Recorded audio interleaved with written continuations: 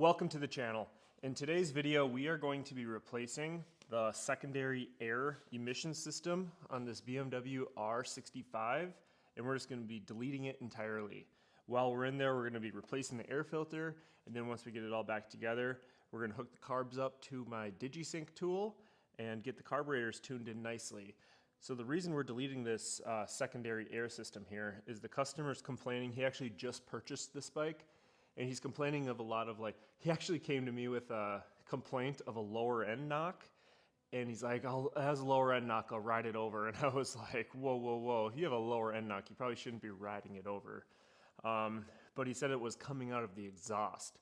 And I was like, oh, okay, I know what that is. You can ride it over. So basically what this emission system does is it pulls fresh, clean air from your airbox and injects it right here in your exhaust system. And what that does is gives fresh air, oxygen in your exhaust system to burn up any unburned hydrocarbons so it doesn't get polluted into the air. So I mean, it's a pretty old school way of controlling your emissions. This is obviously, there's no catalytic converter, which is more modern way of doing things, but it just takes fresh air, puts it into the exhaust, and then all the unburned fuel burns up within the exhaust, and then out your tailpipe you might get a little crackling or popping noise, which at idle it's kind of annoying, and it sounds like something's wrong, but in reality there's nothing really wrong. So we're just going to delete it entirely. The bike's going to run a lot better, and it'll sound a lot better. There's really no disadvantages to it. So without further ado, let's get to it. All right, so now we're going to get the gas tank off. Step one, pop the seat to make sure your petcock's off. We'll disconnect the gas line. That was really easy. He has these goofy fuel filters, which I really am not a fan of, but whatever. And then there's a little hook in here that unhooks. And then with that unhooked, this pops up, and boom. So now we can get our air filter out. Air filter's right here. We need to undo these clamps. You can just use a flat blade screwdriver, and then you can do it by hand, but it sometimes is kind of a pain, to be honest. Screwdriver helps you pop those two clamps off, and then there's two more on the other side over here.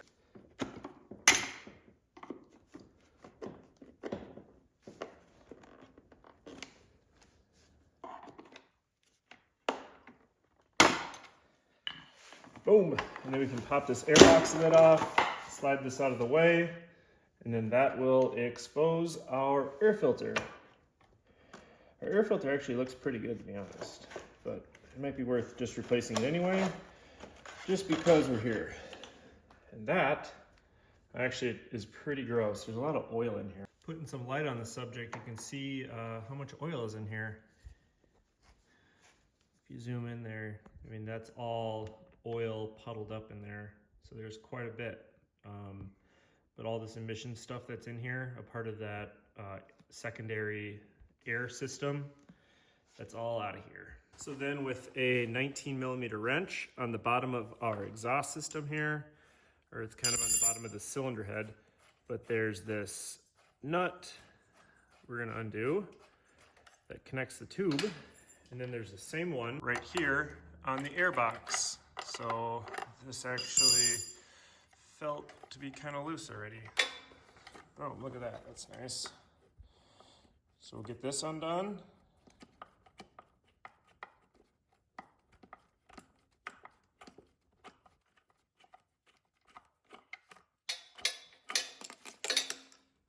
And then we'll do the same thing over here on the left side.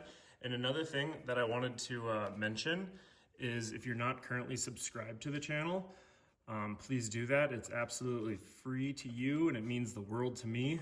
I would really, really like to hit 100,000. That was kind of my goal for 2025, and here we are in November, and I'm almost halfway there. So that'd be crazy if we could throw together a miracle. And then we'll do the same thing over here.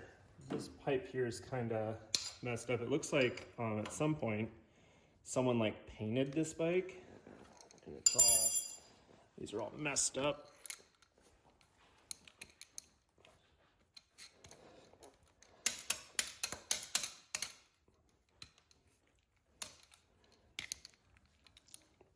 The threads on this one are a little boogered. I just gotta spin it off without this pipe installed.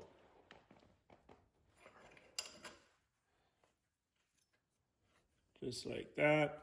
So you can see it isn't all rainbows and butterflies in the BMW garage. I would have really liked to take this off as one piece, but I couldn't.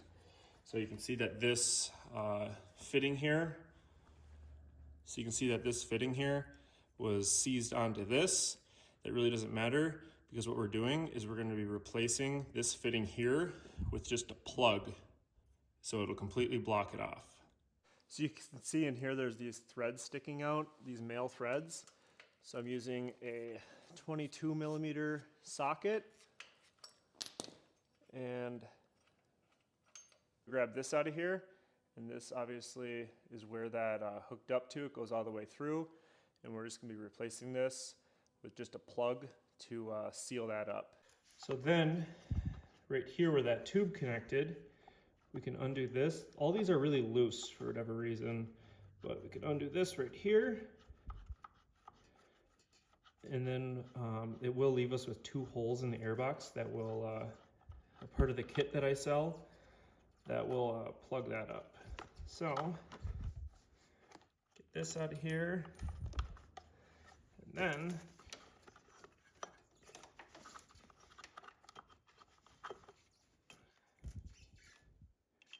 voila, so we got that out of there now. So now moving over here on the left side, we'll undo this. It's really nice that all of this is was kind of loose, which is kind of concerning, but it doesn't really matter because we're getting rid of it all anyway. I wonder what other stuff was loose on this bike. I should probably do a once over before I hand it off to the customer. Get that out of there. Look at that, all this stuff. Getting rid of it. So on top of a weight savings, it's also going to run a lot better. I don't know if it's a big weight savings to make a difference, but it is a weight savings. Another thing that I just found is this hose right here. This is what pumps oil from the crankcase, and then it pumps it into the intake to burn it up. You can see how this was facing this way. So this is actually installed backwards. So the oil from the crankcase is just going to be dripping into the airbox. So that would probably explain why the airbox here is so full of oil. So what we're going to have to do is we're going to have to switch this around real quick. So now we're over here on the other side, and I just wanted to show you guys how this right here went in. So this goes up like that, and then connects to this hose up here. So it'll sit in there like that, as opposed to the other way that it was sitting. So this is kind of an interesting find. These hoses here were not hooked up to anything. They're supposed to come around behind the carburetor and hook up right to that barbed nipple here, and that's where we'll end up hooking our DigiSync tool, but that was definitely causing a huge air leak and a runnability issue.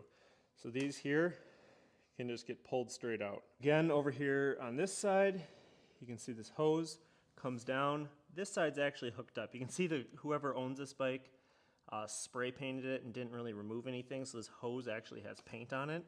So we're gonna undo that, and actually the inside of that hole is threaded.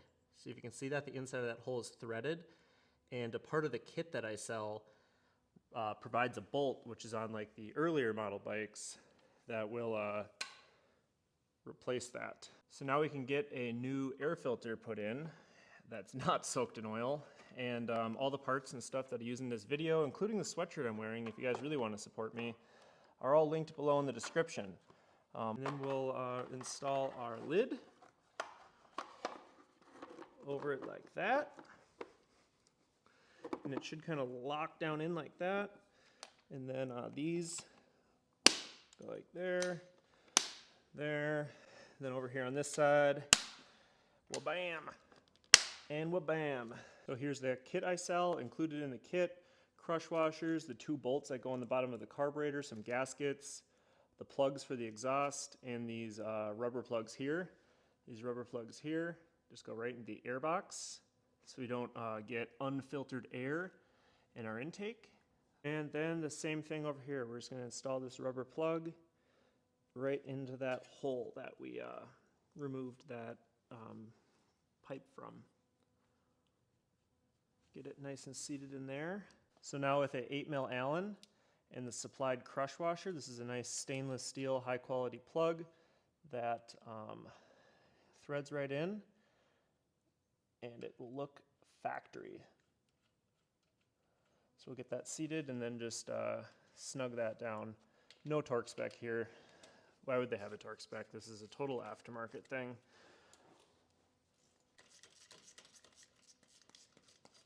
So now with that installed, that's what it looks like. Super duper easy. Make sure not to scratch it. This is actually a really, really nice R65. Usually I get airheads in and they're like pretty much at the end of their life and they're just trying to, which is like the unfortunate truth. And then their repair bill ends up being quite aggressive. But get all this connected up and get it started and tune these carburetors. So we have our DigiSync tool hooked up. I sell these, I'll have these linked below.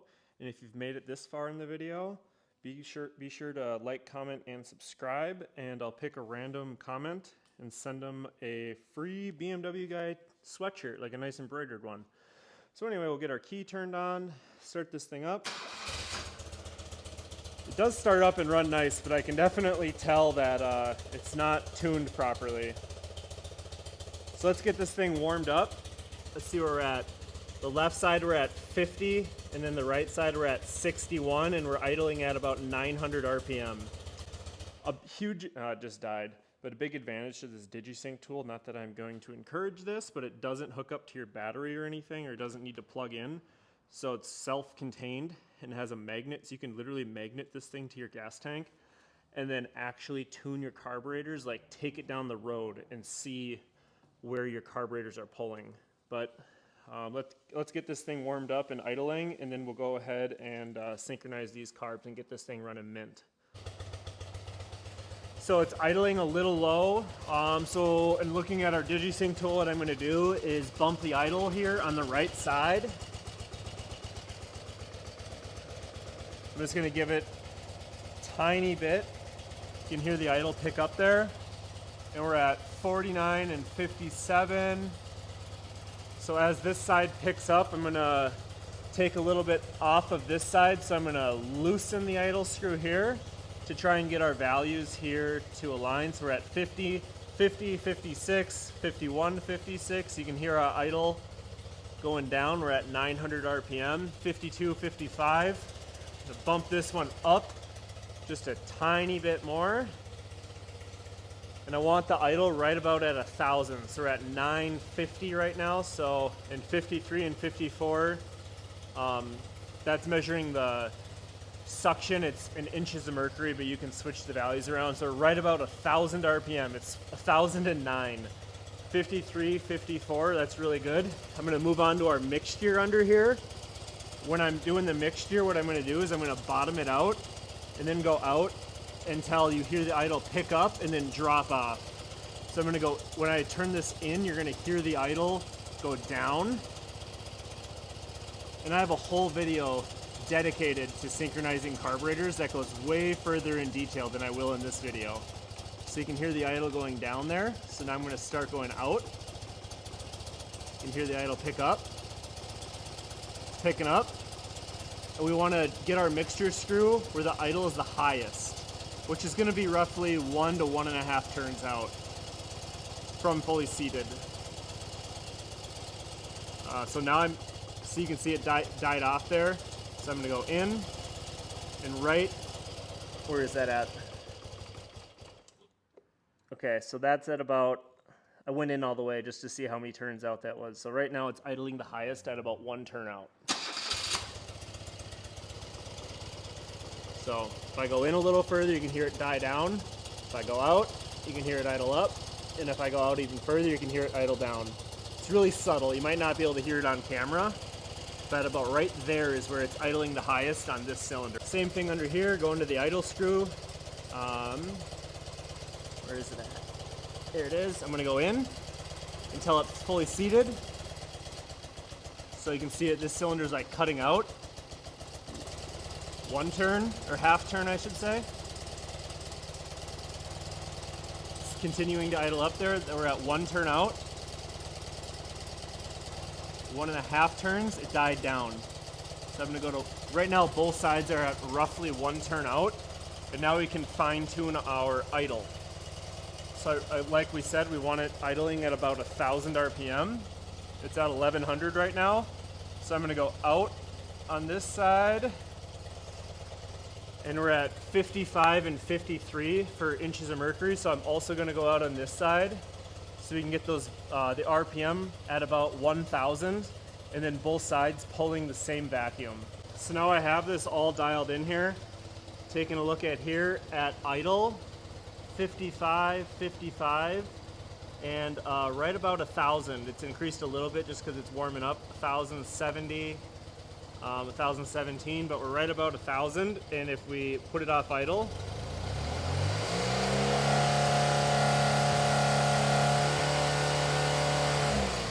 you can see we're at 34 and 34. So this thing is dialed in.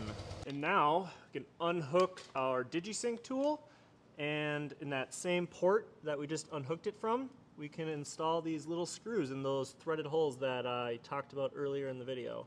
So look at all this garbage that we took out of the bike. This is all things that were just weighing it down. I mean, just garbage. Obviously these plastic things weren't a part of it, but all this is off the bike, and we replaced it with 2 simple plugs, a couple bolts, some washers, and I mean, the bike runs better.